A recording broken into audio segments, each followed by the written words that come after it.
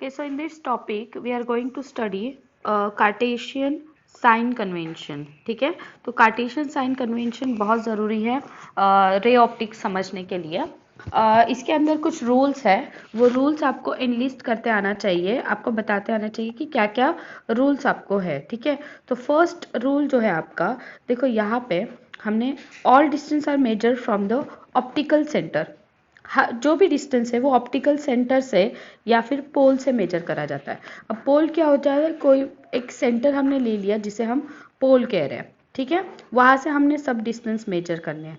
ठीक है, अब नेक्स्ट सेकेंड रूल क्या है, figure should be drawn in such a way that incident ray travel from left to right. Incident ray हमेशा कहाँ से कहाँ, लेफ्ट टू राइट ट्रैवल करना चाहिए, लेफ्ट टू राइट. ओके, जैसे देखिए आप इस डायग्राम में अगर देखेंगे तो यहाँ पे भी इंसिडेंट ले लेफ्ट टू राइट आ रहे हैं और यहाँ पे भी इंसिडेंट ले लेफ्ट टू राइट आ रहे हैं. सो it is important second rule. ठीक है, अब जो थर्ड रूल है वो क्या है, एक्स एक्सिस हमने चूज किया है एज अ प्रिंसिपल एक्सिस. ये जो हमारा एक्स एक्सिस है, this we choose as a principal axis. इसको हम लोग क्या कहते हैं, प्रिंसिपल एक्सिस. और ओरिजिन जो होगा उसे हम कहते हैं पोल. ठीक है, अब एक और यहाँ पे चीज़ है कि पोल के, ये पोल है आपका, पोल के लेफ्ट हैंड साइड में जो भी होंगे उसे हम लेते हैं निगेटिव, इधर पे लेते हैं पॉजिटिव.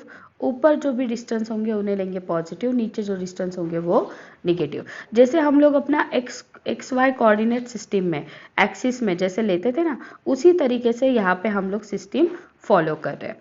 ठीक है, जैसे हमारा होता था ना, अगर आपने यहाँ पे कोऑर्डिनेट सिस्टम, ये आपका एक्स एक्सिस, ये वाई एक्सिस है ना, एक्स एक्सिस पे इधर नंबर होते थे पॉजिटिव, यहाँ निगेटिव, यहाँ पे नंबर होते थे पॉजिटिव और यहाँ पे निगेटिव. ये मैंने तुमको क्लास में भी बताई हूँ. ठीक है, तो this is your third rule.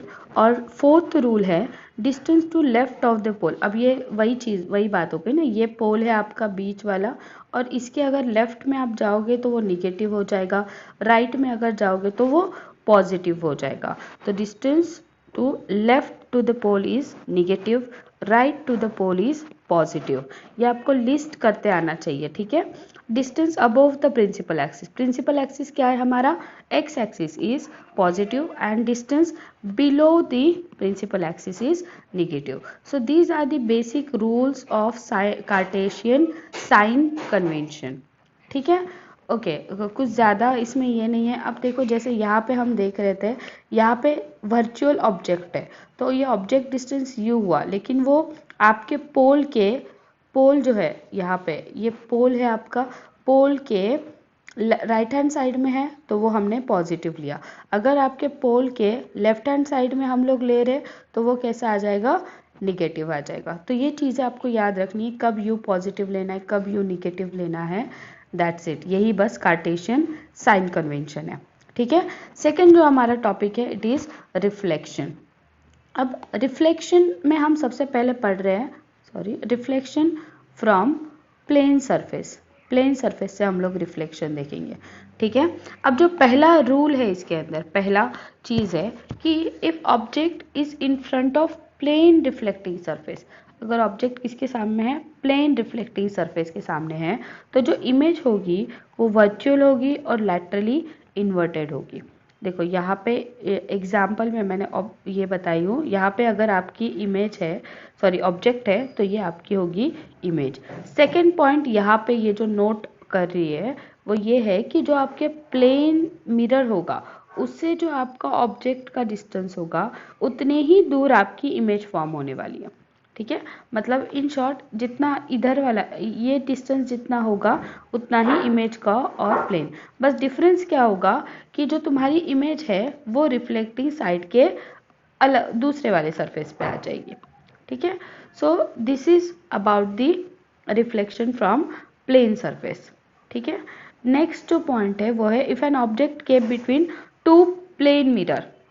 अगर दो प्लेन मिरर के बीच में, दो प्लेन मिरर, ऐसे दो प्लेन मिरर जो एक एंगल पे रखे हुए, हमने एक एंगल पे, मिरर 1 और मिरर 2.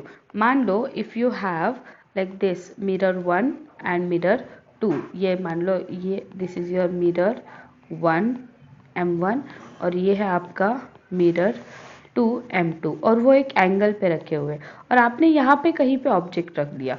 तो देखो यहाँ पे ये दो मिरर है, दिस इज योर मिरर 1 और ये मिरर 2 और ये ऑब्जेक्ट है। देखो यहाँ पे कितनी इमेज फॉर्म हो रही है, 1 2 3 एंड 4 है ना। ये किस पे डिपेंड करेगी, इन दोनों मिरर के एंगल पे डिपेंड करेगी। अब देखो जैसे ये वाले एग्जाम्पल में अगर आप गौर करेंगे तो यहाँ पे ये एक इमेज फॉर्म हो गई, ये एक इमेज फॉर्म हो गई और ये तुम्हारा ऑब्जेक्ट है। तो यहाँ पे दो इमेज है, सॉरी वैसे यहाँ पे भी तीन, सॉरी यहाँ पे भी आपके कितने इमेजेस है, 1 2 एंड 3 इमेजेस है। ठीक है, तो ये जो चौथी है दिस इज योर ऑब्जेक्ट। अब यहाँ पे अगर हम गौर करेंगे तो यहाँ पे भी आपके 1 2 एंड 3 इमेज आ गए एक ऑब्जेक्ट। अगर एंगल चेंज कर लिया तो ये जो नेक्स्ट डायग्राम है यहाँ पे हमारी ये एक इमेज है, ये एक इमेज है, ये एक इमेज और ये एक इमेज और ये हो गया आपका ऑब्जेक्ट। तो यहाँ पे 4 इमेज फॉर्म हो रहे हैं। तो ये डिपेंड करता है कि दोनों एंगल, दो मिरर जो है वो कितने एंगल पे रखे हुए हैं। ठीक है, तो इससे आपके बुक में अलग अलग इमेज फॉर्मेशन, मतलब अगर n आपका डिपेंड होगा, n के लिए आपके पास फॉर्मूला भी है, n is equals to 360 divided by theta. Theta is the angle between two mirrors, तो वहाँ से हमें n की वैल्यू आ जाएगी और ये n अगर इवन हो तो हमारे पास n is equals to n minus 1। अगर वो ऑड है, अगर एंगल ऑफ बाइसेक्टर पे रखी हुई, तो ये सारी चीज़ें हमको गिवन है। ठीक है, बुक में अगर आप देख लोगे तो आपको एक चार्ट टाइप्स गिवन है इसके लिए। ठीक है, so this is reflection from plane surface. अगर प्लेन सरफेस से रिफ्लेक्शन हो रहा है तो ये सारी चीज़ें हो रही होगी। Okay, now next is your relation between F U and V. Next topic is relation between, अगर हम लोग reflection from curved surface, curved mirror में ये टॉपिक देखने वाले हैं। कर्व्ड मिरर में ये टॉपिक देख रहे हैं, रिलेशन बिटवीन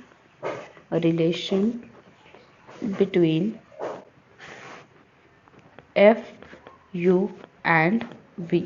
ठीक है, where F is your focal point, U is your object distance and V is your image distance. ठीक है, तो ये चीजें आपने याद रखनी है। ठीक है, where F is focal point, U is your object distance and v is image distance. Okay, and the relation between both three is 1 upon f is equals to 1 upon v plus 1 upon u. Right, सो ये formula बहुत important है। ये फॉर्मूले पे based आपको numericals भी पूछे जाते हैं, बहुत इंपॉर्टेंट फॉर्मूला है।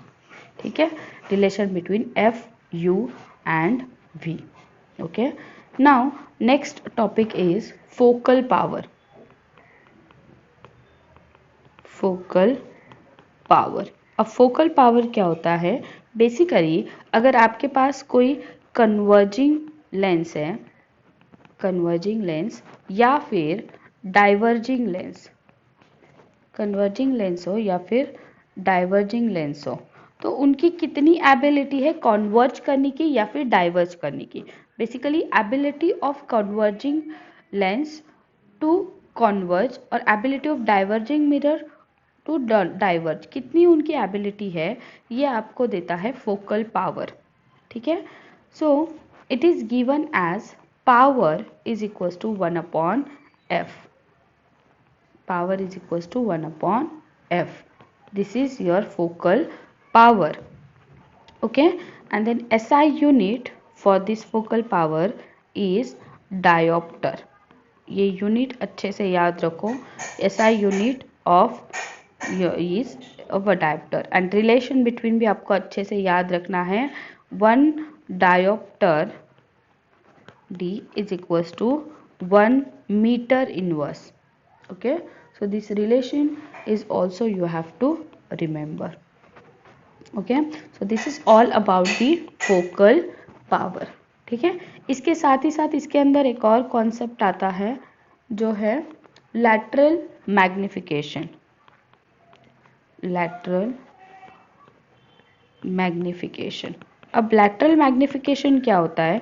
Basically it is ratio of your image linear image distance to your object distance. अगर मुझे लैटरल मैग्निफिकेशन एक्सप्लेन करना है तो m is equal to basically u upon